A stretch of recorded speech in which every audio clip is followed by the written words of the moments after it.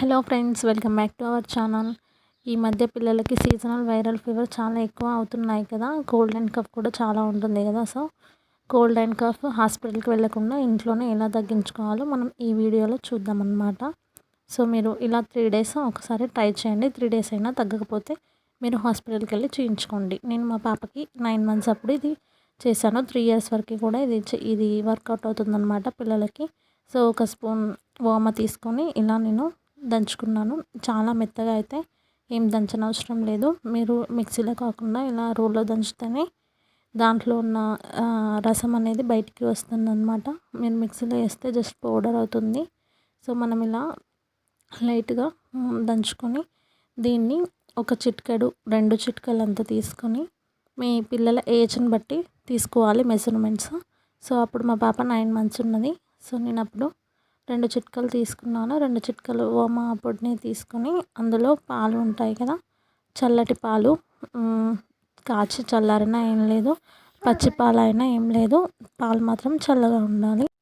పాలు కాలుతున్నట్లయితే పిల్లలు తాగరు కదా. సో అందుకని చల్లటి పాలు తీసుకోవాలన్నమాట. చల్లటి పాలు తీసుకున్న తర్వాతకి ఇలా వేలుతో ఒక 1 మినిట్ పాటు అనాలన్నమాట. ఇలా రబ్ చేస్తూ ఉండాలి 1 మినిట్ పాటు. 1 మినిట్ పాటు చేస్తే అందులో ఉన్న ఓమ అంతా ఆ పాలలో నానుతుందన్నమాట. సో 1 మినిట్ అయ్యాక మన పాప నోట్లో, వాళ్ళు ఇష్టంగా తాగరు, సో మనం బలవంతంగా తాపాల్సిందే కొంచెం కొంచెంగా పోస్తూ. సో అందుకని ఇలా నేను వేలు పెట్టాను నోట్లో. ఇలా వేలు పెట్టి కొంచెం గట్టిగా పట్టుకొని ఆ పాలని అలా నోట్లో పోస్తూ ఉండాలి. సో ఇలా మార్నింగ్ అండ్ నైట్ చేయాలి. సో ఇలా 3 డేస్ చేయండి. అండ్ దీంతోపాటు ఇంకొక రెమెడీ కూడా చెప్తాను. అండ్ మీరు ఇలా 3 డేస్ చేసినా కూడా తగ్గకపోతే అప్పుడు హాస్పిటల్కి వెళ్ళండి. సో మనం సెకండ్ రెమెడీ చూపిస్తాను. ఇప్పుడు నేను ఆనియన్ ఇలా హాఫ్ కట్ చేసుకోవాలి. నచ్చిందా తెలిసిపోతుంది. ఆనియన్ మీద 3-4 డ్రాప్స్ వేయాలి.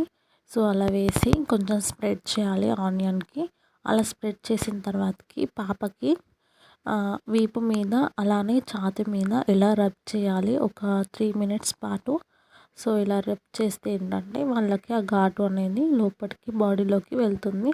సో వీపు మీద, ఛాతీ మీద అలా రబ్ చేయాలి. అలానే అరికాలకు, అరచేతులకు కూడా కొంచెం లైట్గా రబ్ చేయాలి. తర్వాతకి ఆనియన్ పాపకి స్మెల్ చూయించాలి అన్నమాట. సో స్మెల్ చూయిస్తే ఏంటంటే ముక్కులోకి వెళ్తుంది.